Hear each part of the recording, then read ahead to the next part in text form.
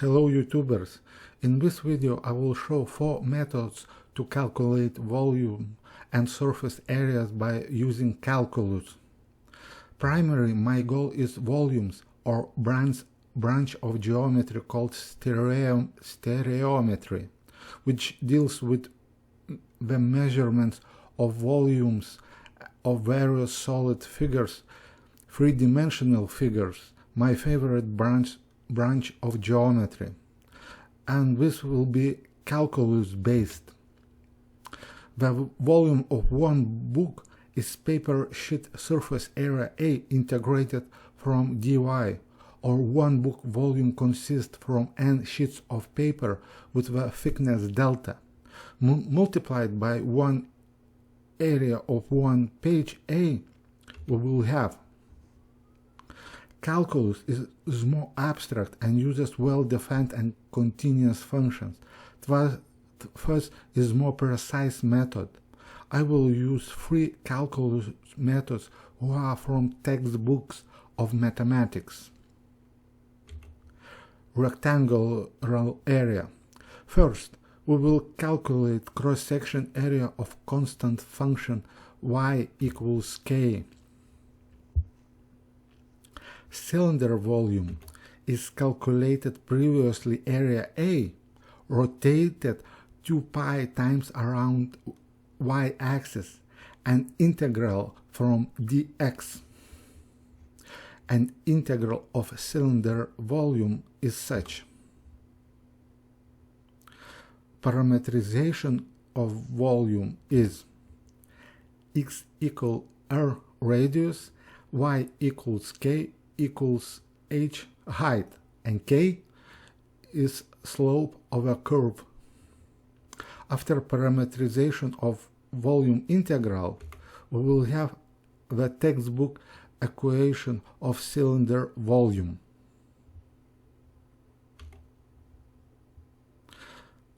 Triangle area.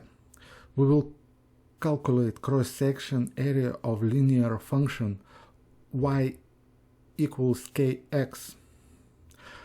The volume of the cone is triangle area A, rotated around x point 2 pi times. Parametrization of cone volume is.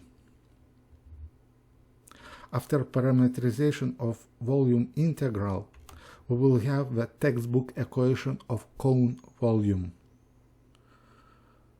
We get the textbook formula of cone volume: radius squared multiplied by the height of the cone and divided by 3. The essential goal is integration product 1/3, which defines cone volume. Calculus-based volume definition is parametrized. It means x and y variables are interconnected. By changing the x value, which is radius, the height of the cone also changes, increases proportional to the curve slope coefficient k. For example, by increasing value x to x index 1, radius r increases proportionally and height increases proportionally to kx. For conventional, linear and constant functions are not necessary to calculate volumes and surface areas by using the calculus method. In a conventional way to calculate surface area and volumes of cylinder and cone, when radius and height are independent of each other. The general calculus-based equation to solve any function side surface area is where ds is the length of a small section of a function y calculated according to Pythagoras theorem. The general expression of a side surface is a derivative of rectangular constant function y equal k is 0. The side surface area of a cylinder is same as conventional surface area of cylinder. A derivative of triangle function y equals kx is k. The surface area of a cone is equal to. Express curve slope coefficient k in such way. Insert k value into the integrated solution and we get such expression, where L is hypotenuse of a right triangle. Integrated solution equal to the conventional surface area of a cone equation. Both results are the same. The difference is that calculus-based method x variable is codependent with y output and is not a convenient method to calculate surface area compared to the conventional method where radius and height are independent of each other.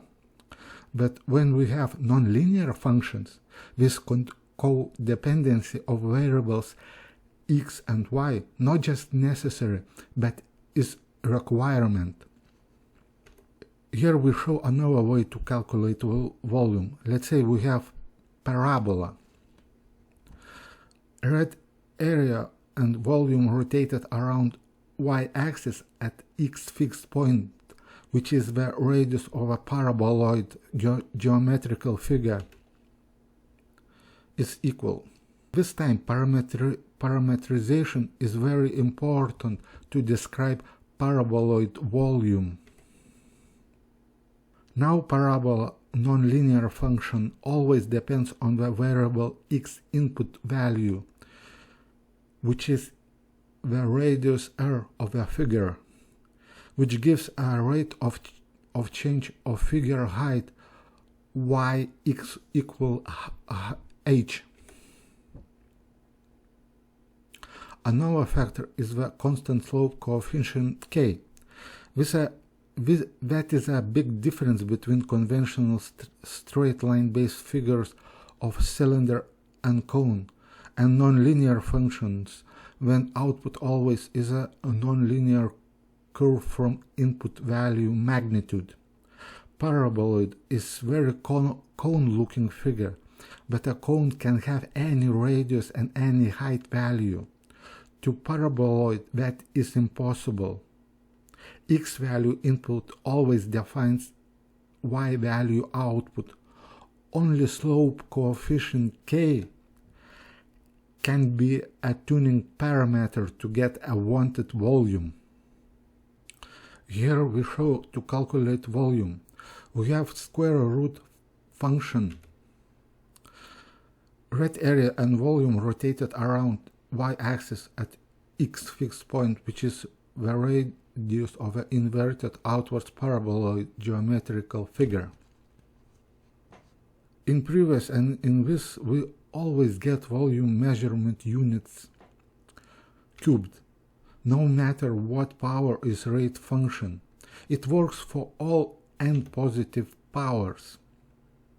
When n is an integer, example parabola, or when is fractional number, 1/2 inverted parabola, that x raised by any real number n, volume preserving cubic measurement units.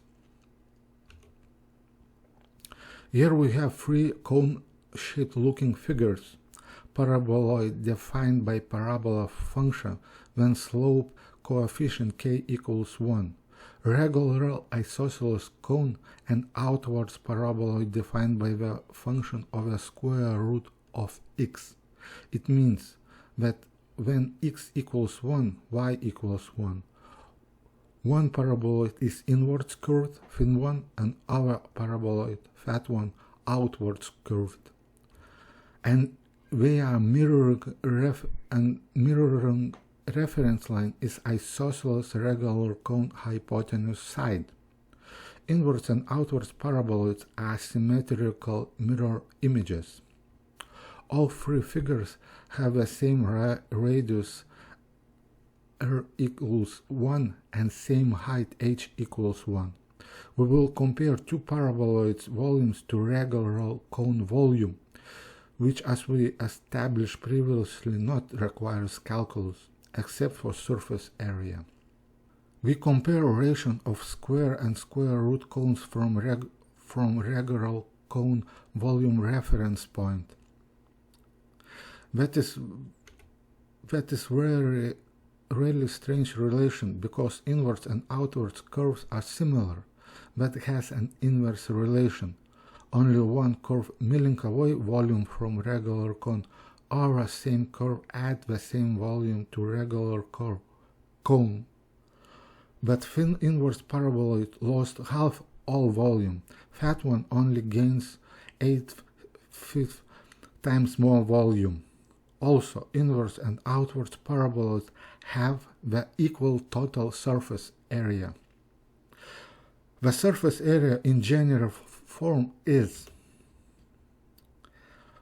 It includes parabola equation y equals kx squared, but general solution in normal integration way are impossible to higher degree and nonlinear function.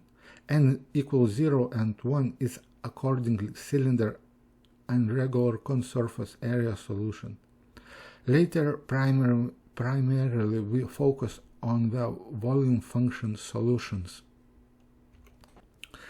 This is the same method as previous, only now we rotate function 2π not from perspective of y-axis, but directly around x-axis.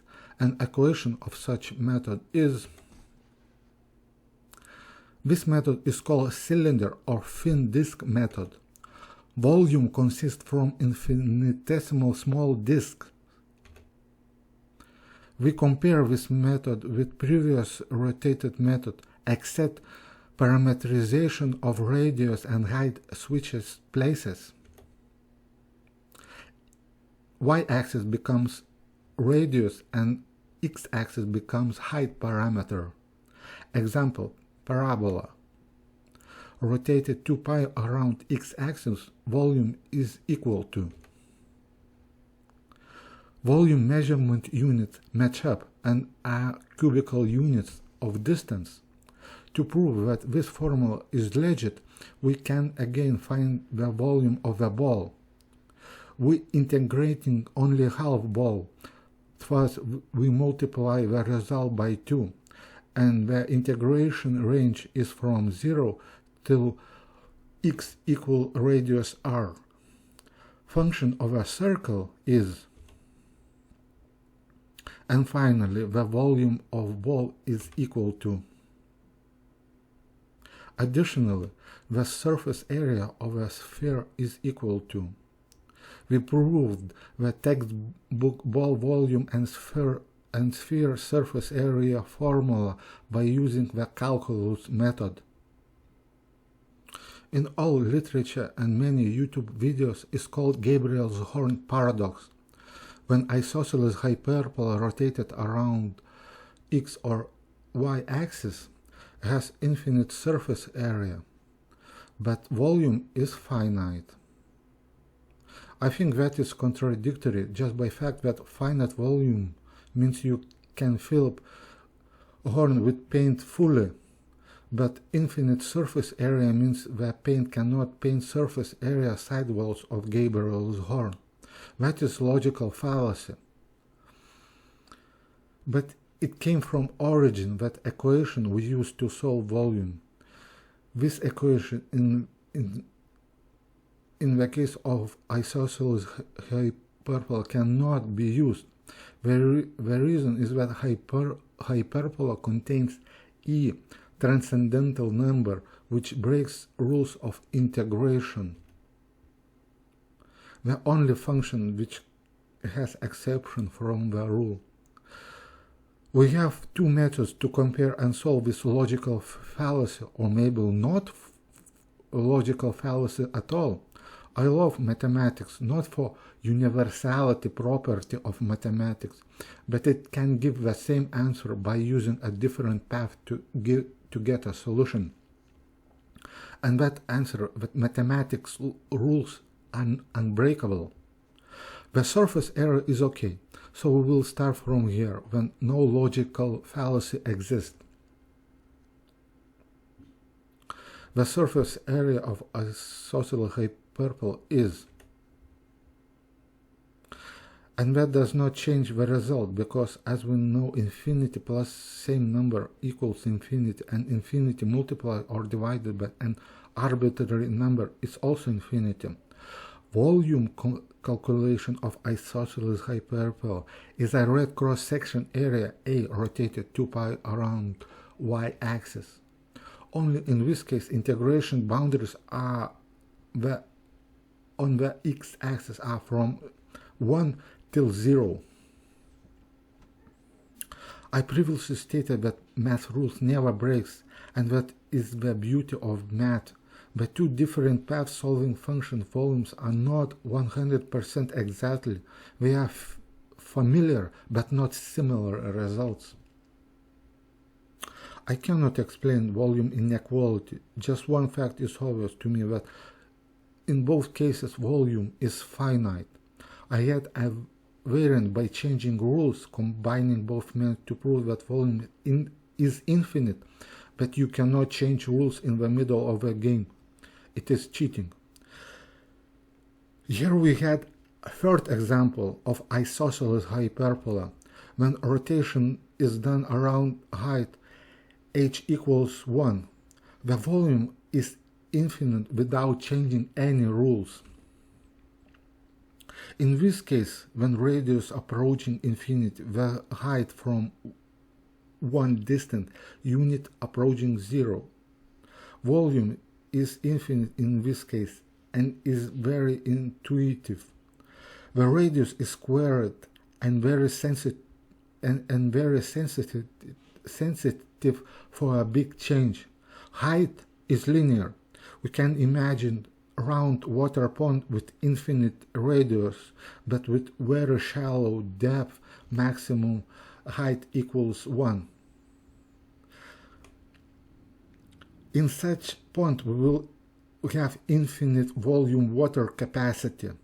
Intuition in such case is very obvious compared to Gabriel's horn example, where a maximum radius is unit 1 and depth is infinity.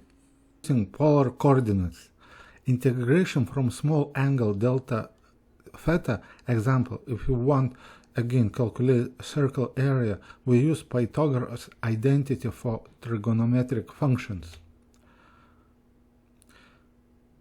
Area equation for full circle in polar coordinates is equal to.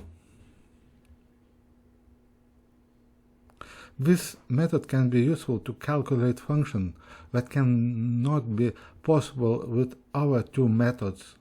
Also, this method is combination of our two.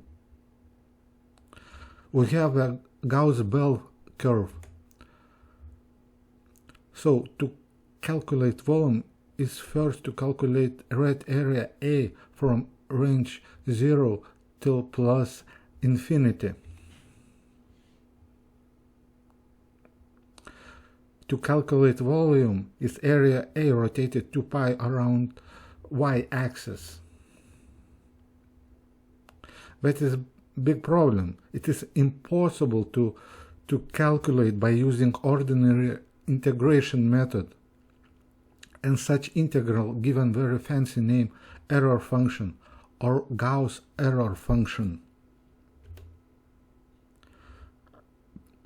Point of an error function that you cannot get error function via simple mathematical operation of raising variable by power. Example, we have a simple linear function y equals x. If we square linear function, we will get such mathematics operation. The old saying is simple like 2 plus 2 equals 4.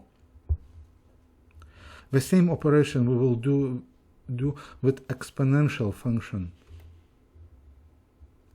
Maybe in nature exponential function squared not exist. In reality, it is the most important equation, not just in mathematics, but also in physics. So it requires a different approach than regular linear and non-linear functions. Multiply Gauss equation by e raised by y squared, and we get a new equation, and we get three-dimensional figure where z coordinate represent the height of a bell curve. From the top we see that Gauss three-dimensional head-looking figure is a circle with parametric equation. The volume of a 3D Gauss bell figure is equal to. From here we will use a method first. First is rigid when Cartesian coordinates of x, y, z becomes polar coordinates r from angle theta. I will skip that proof, even it is rigid, and I will go directly to more intuitive proof. Previously, to calculate ball volume, we used infinite small cylinders or disks. This method, based on infinitesimal thin wall tubes integration method. Practical engineering is much intuitive than rigid mathematics.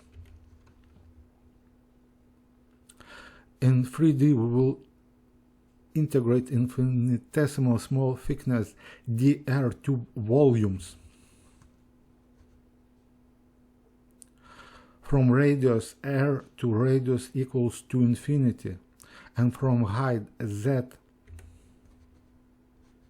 from h equals 1 to h equals 0. Here all reasons why infinity allows r equals 0, we have h equals 1, and when radius goes to infinity, height goes to 0. We have a parametric volume equation of pipe. The difference that in Gaussian curved hollow pipes are stacked inside each other as telescopes. The smaller tube inside the bigger tube from radius r equals 0 to z equals 1 to r equals infinity when z approaches 0. We substitute the variable of radius squared to new variable u. Hence, after cancellation of 2r, the volume of a Gauss three-dimensional bell curve is. The result is astonishing. You take irrational E-math constant, square his negative argument, and integrate from 0 to infinity, and you will get that volume of three-dimensional Gauss bell curve equal to the most important math constant pi. And area of Gauss normal distribution is square root of volume. I promised 4 different methods to calculate volumes. Polar-based method is the last, but and fourth. Only this method begins in the middle.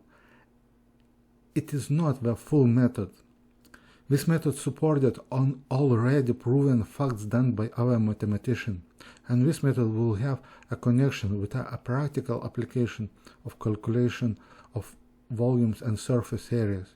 To me personally, the beauty of mathematics language and calculus made to derive volume and surface areas and logic behind is more important than engineering application. So we will begin. Integration of circle perimeter S from radius gives an area of circle with radius r. Integration of sphere surface area from radius r gives a volume of ball with radius r. Integration of circle area from height gives a volume of cylinder with height h. Proofs are based on well-predetermined equation of different figures. Practical use of such integration is to calculate the radius of paper roll. Paper roll function is described by Archimedes spiral function in polar coordinates, where a delta is the pitch of spiral or thickness of paper sheet. To calculate the thickness delta of paper sheet, we need to know the specific parameter of paper P, grams per 1 square meter, and divided by density of paper, aka cellulose. The task is to find paper roll total length with radius r when the paper is with parameter P and paper has density ρ. This task happened in my real life to solve various radius r and various p thickness paper rolls. I was happy that 4 years of higher education been not waste of time. But in the end, all higher mathematics condenses to simple 6th grade geometry problems. Length of roll with radius r is. That is very familiar equation calculus to solve the area of circle. It is very nice analogy that infinitesimal small radius dr integral perimeter of circle to pair till radius gives circle area, and same example delta thickness paper sheet roll perimeter 2pr plus delta till radius r gives L length evolvent tape rolled into cylinder shape volume figure. Prove this similarity even more prettier and more intuitive. We will want to find L2 length of paper roll. We will use the proportionality rule of mathematics to a similar looking object, triangles, or in our case circles of different diameters. Thus proportionality rule to different radius R2 roll will be that is night length proportionality to circle area by square power.